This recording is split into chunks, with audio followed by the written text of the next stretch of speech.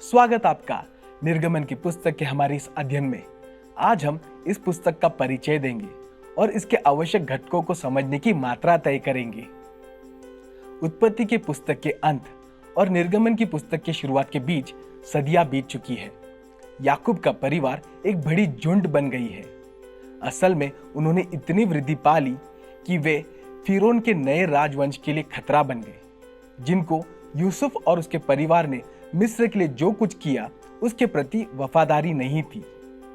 ये फिरौन याकूब के बच्चे इज़राइल को जबरन मजदूरी कराकर सताने का निर्णय लेता है। ये दोनों निर्गमन की मुद्दे और लोगों का परिचय देती है। इज़राइल अब गुलामी में है। इज़राइल का मिस्र में गोशेन के गर्भ को छोड़ने का समय आ चुका है, जहां वे मजबूत हुए और राष्ट्रीयता के लिए तैयार थे। नवजात शिशु की तरह उन्हें गर्भ की पीड़ा के माध्यम से मजबूरन बाहर निकलना पड़ा, जिसे कष्ट कहेंगे। परमेश्वर अक्सर कष्ट का उपयोग अपने संतों को उनकी जगह से असुखद होकर उसके बढ़ते योजना की ओर बढ़ाने के लिए करते हैं। आरंभिक कलीसिया भी एक समय के बाद नेताओं के समूह तहत एक नए आंदोलन के रूप में सुस्त हो जाती है, लेकिन स्टेफेनुस की मृत्यु और उग्र उत्पीड़न से बिखरने के कारण अपने विश्वीय नियोग पूरा करने मजबूरन उतरते हैं, साथ में सुसमाचार ले जाते हैं। अब निर्गमन शब्द का अर्थ यात्रा करना है। निर्गमन की पुस्तक गुलामी से बाहर निकलने का मार्ग है, मिस्र से बाहर निकलने का मार्ग। ये गुलामी सबसे पहले तो एक शाब्दिक ऐतिहासिक गुलामी है और उनके छुटकारे में परमेश्वर के कई शक्तिशाली कार्य शामिल हैं। ऐतिहासिक होने के साथ साथ ये गुलामी दृष्टांतिक भी है। सभी पाप के गुलाम हैं। पापी इसलिए स्वतंत्र नहीं कि वो पाप करने स्वतंत्र है। पापी सिर्फ तब स्वतंत्र है जब वो पाप नहीं करने के लिए स्वतंत्र है। जितने स्वार्थी आवेग से संचालित है वे सब गुलाम हैं। उन्हें इज़राइल की तरह समाधान की आवश्यकता है। उन्हें उनके ऊपर के पाप की ताकत को तोड़े जाने की आवश्यकता है। उन्हें उसकी आवश्यकता है जिसे प्रकाशित वाक्य 1 के 5 और 6 में निर्गमन की भाषा में उत्साह मनाते कहा है। वो हमसे प्रेम करता है और अपने लहू के द्वारा पापों से छुड़ाया है, और उसने हमें एक राज्य और याजक भी बनाया है। सच में पाप की गुलामी से छुटकारा निर्गमन पुस्तक का एक शक्तिशाली भक्ति संदेश है। अब निर्गमन को समझने के लिए तीसरे महत्वपूर्ण तत्व की ओर मुड़ेंगे।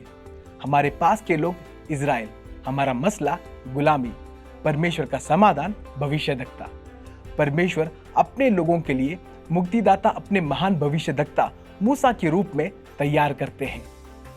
जब आप पवित्र शास्त्र के सभी महान कीर्तिकार पर विचार करेंगे तो मूसा सभी से ऊंचा प्रकट होते हैं। मूसा पवित्र शास्त्र में परमेश्वर के महान लोगों में से एक है। अब्राहम परमेश्वर के लोगों का पिता रहे। याकूब ने उनको नाम दिया और यूसुफ ने उन्हें पहले विलुप्त से बचाया। हालांकि मूसा उनकी झुंड को थोक गुलामी से छुड़ाकर परमेश्वर की शक्ति के माध्यम से एक राष्ट्र में विधान करते हैं, जो दुनिया के प्रति उनकी बुलाहट को पूरा करने के लिए तैयार है। याजकों का एक राष्ट्र। वाकई में मूसा उन्हें दैविक नियुक्त व्यवस्था और शासन देते हैं।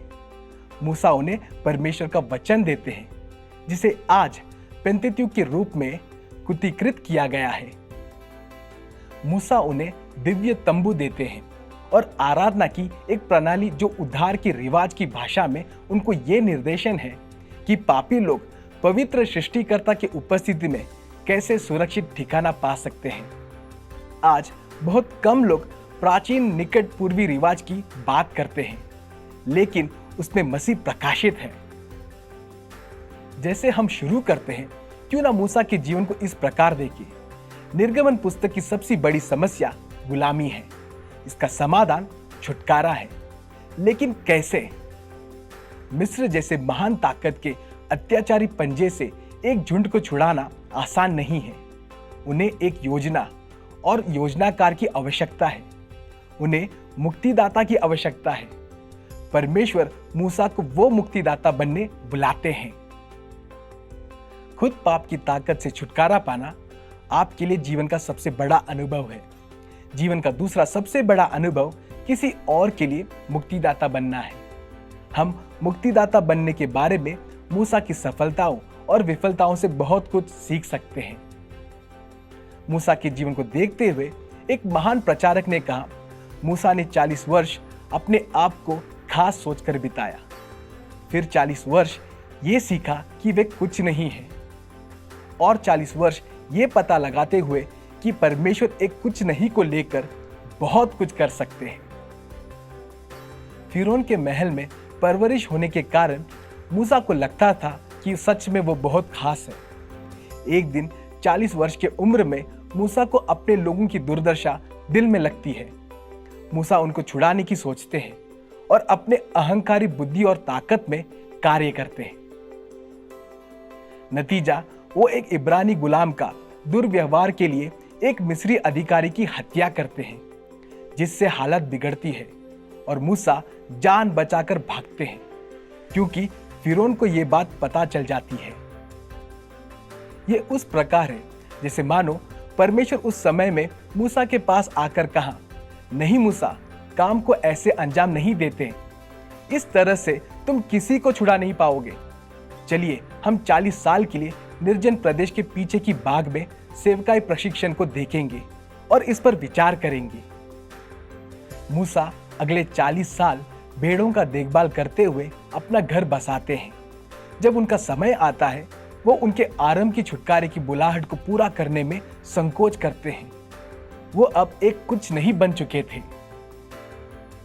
मूसा बाहर रेगिस्तान में है, जहां एक झाड़ी में आग लगती है।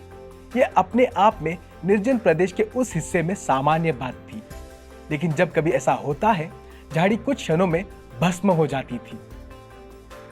इस विशेष अवसर में मूसा के लिए पहली यह है कि यह झाड़ी केवल जल रही है, भस्म नहीं हो रही।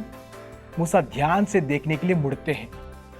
परमेश्वर जलती झाड़ी के बीच में से बातें करते हैं और मूसा से आदर की मांग करते हैं, क्योंकि मूसा का मुठभेड़ एक पवित्र शख्स से है। निर्गमन 3 का 4 से 6 में पढ़ते हैं, जब यहोवा ने देखा कि मूसा मुड़कर झाड़ी के करीब आ रहे थे, परमेश्वर ने उस झाड़ी के बीच में से बातें की और कहा, मूसा, मूसा। और मूसा ने कहा, मैं यहां हूं। फिर परमेश्वर ने कहा, इधर पास मत आओ, अपने पैरों से जूते निकालो, क्योंकि जिस स्थान में तुम खड़े हो वो एक पवित्र भूमि है। और यह भी कहा, मैं तुम्हारे पिता अब्राहम का परमेश्वर, इसहाक का परमेश्वर और याकूब का परमेश्वर हूं। फिर मूसा ने अपना चेहरा ढक लिया, क्योंकि वो परमेश्वर को देखने से डर गए। परमेश्वर मिस्र में इजरायली बच्चों की पीड़ा देखकर दुखित होते हैं। वे उन्हें छुड़ाने और उस विरासत में ले चलने की अपनी योजना की घोषणा करते हैं, जिसकी उन्होंने अब्राहम को प्रतिज्ञा की थी, वादा किया हुआ देश। फिर वे 10वें वचन में मूसा को योजना में उसका भाग बताकर कहते हैं, अब आओ, मैं तुम्हें फिरौन के पास भेजता हूं, ताकि तुम मेरे लोग इजरायली बच्चों को मिस्र में से बाहर निकाल लाओ। मूसा ये पाठ सीख लिए कि मैं एक कुछ नहीं हूं, मैं एक संकोच पूर्वक मुक्तिदाता हूं। ऐसे लोग सबसे अच्छे प्रकार के हैं। वो 11वें वचन में उत्तर देते हैं, मैं कौन होता हूं कि मैं फिरौन के पास जाकर इजरायली लोगों को मिस्र में से बाहर लाऊं। परमेश्वर का उत्तर मूसा के जीवन के अंतिम चरण की शुरुआत है। वो चरण जहां मूसा सीखते हैं परमेश्वर एक कुछ नहीं को लेकर बहुत कुछ कर सकते हैं। परमेश्वर निर्गमन 3 के 12 में कहते हैं, निश्चय मैं तेरे साथ रहूंगा।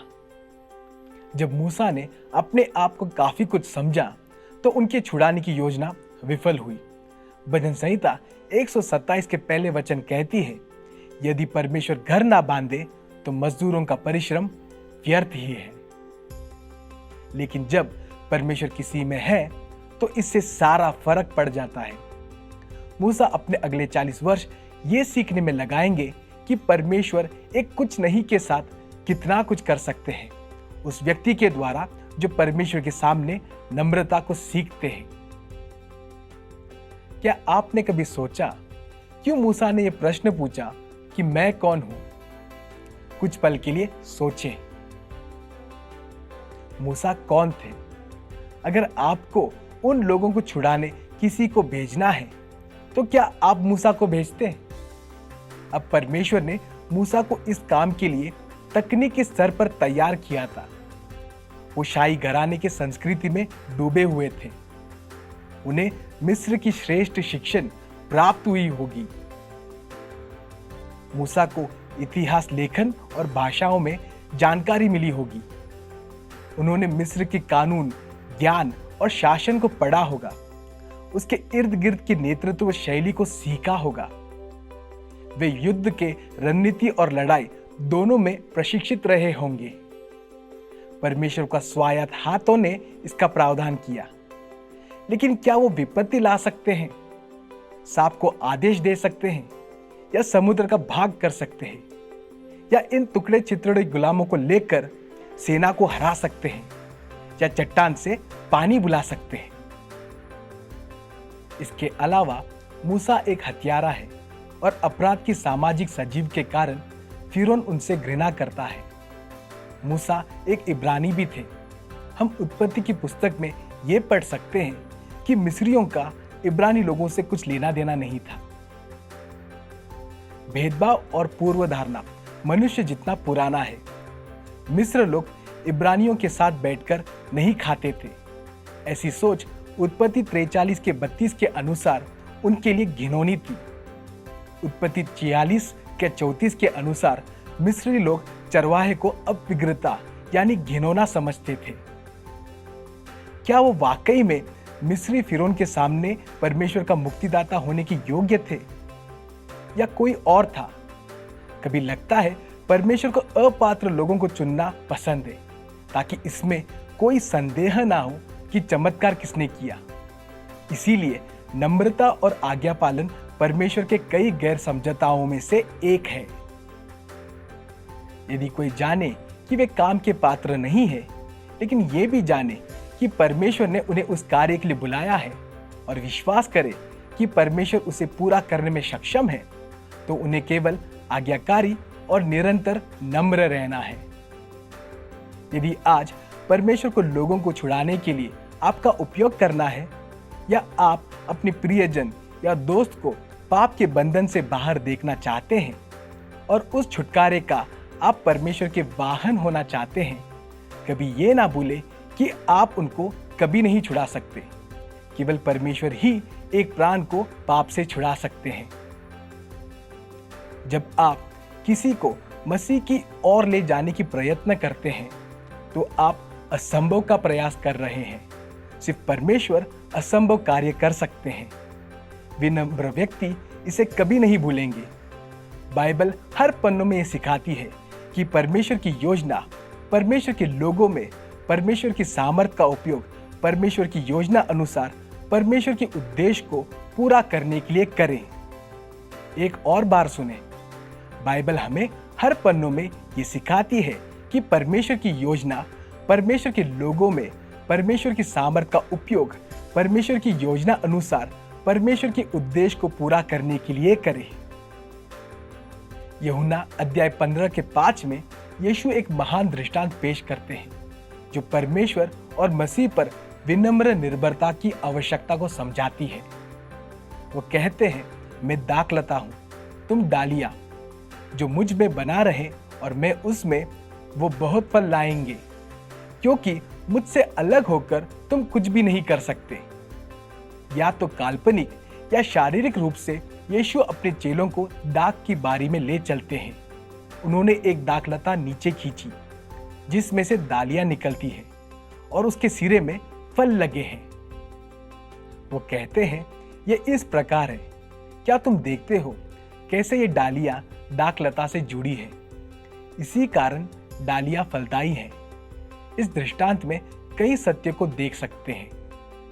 यीशु कहते हैं, मुझसे अलग तुम कुछ नहीं कर सकते, लेकिन वे ये भी कहते हैं, मैं तुम्हारे बिना कुछ नहीं करूंगा। देखिए, फल दाखलता में नहीं लगते, लेकिन डालियों में उगते हैं। निर्गमन की पुस्तक में परमेश्वर वही है। वे ऐसे दाखलता है जो डालियों की खोज में है।